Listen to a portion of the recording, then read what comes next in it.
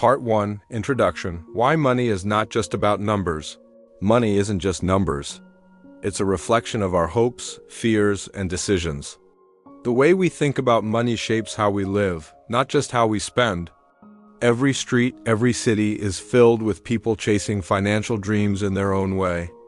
Yet, few truly understand that money is more about psychology than spreadsheets. The author, Morgan Housel, invites us to see wealth differently, not as what we see, but as what we feel.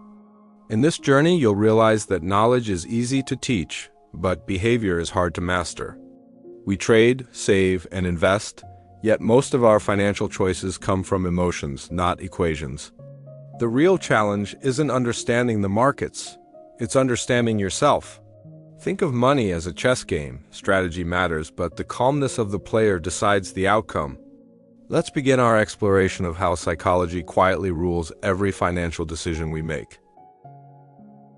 Part 2, Luck, Risk, and the Role of Time. Success in finance isn't always about being smart. Sometimes it's about being lucky.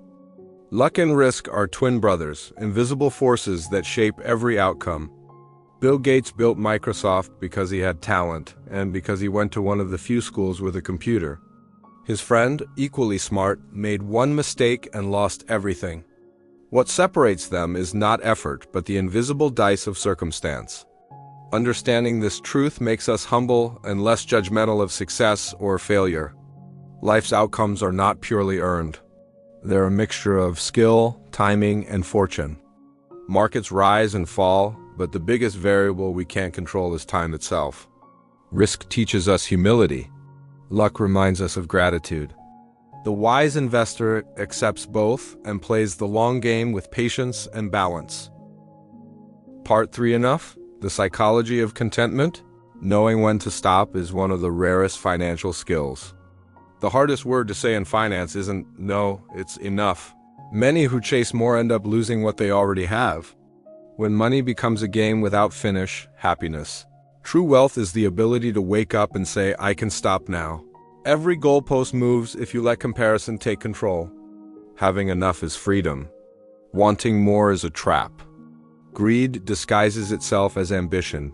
Be careful which one drives you. The most peaceful investors are not the richest, but the content ones. Enough isn't the ceiling of success, it's the foundation of peace. Part 4, Compounding, the Power of Time. Wealth grows not from brilliance, but from patience. Time turns small habits into extraordinary results.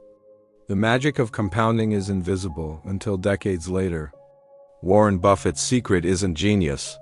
It's consistency across time. Your greatest asset isn't returns, it's endurance. Compounding doesn't reward intensity. It rewards longevity. Even a small improvement repeated becomes unstoppable over decades. Impatience is the enemy of compounding. The longer you stay invested, the less luck matters. In the end, time is not money, time is leverage. Part 5, Behavior versus Intelligence. Financial success is not a math problem, it's a behavior problem. You can't measure emotions in spreadsheets. Fear and greed move faster than reason. The most intelligent investor is often the calmest. Education builds knowledge, but experience builds discipline. IQ helps you earn money. EQ helps you keep it. Behavior under pressure defines true skill.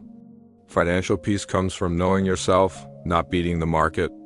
You don't need to be brilliant. You just need to avoid big mistakes. Money behaves best in calm hands. Part 6, Freedom and Happiness. The highest form of wealth is freedom. Money buys control over your time, not happiness itself. True wealth is waking up and deciding what to do today. The rich chase luxury. The wise chase autonomy. The happiest people aren't those who have the most, but those who need the least. Freedom is measured not by possessions, but by peace of mind. Control over your schedule is the ultimate dividend. Time wealth is the new luxury. Happiness doesn't come from more zeros, but from fewer worries. Financial independence is not a number, it's a mindset. Part 7, Tales, Surprises, and the Unpredictable. The biggest events in finance are always surprises. Markets move on emotions, not equations. Most returns come from a few rare events, the tails. One big win can outweigh dozens of small losses. Outliers drive progress, innovation, and wealth. The future always surprises. That's its job.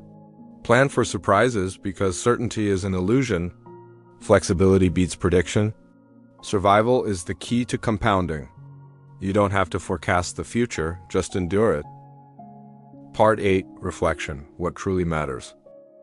In the end, money is just a mirror reflecting our values. How you spend reveals who you are. Generosity compounds too, in meaning, not in interest. Money can buy comfort, but not character. True wealth is invisible. It's calm, gratitude, and freedom. You don't need to impress others. You need to align with yourself. Every dollar you save is a vote for your future self. Wealth is what you don't see: restraint, patience, quiet growth. In a noisy world, calmness is the new luxury. The psychology of money is, in truth, the psychology of life.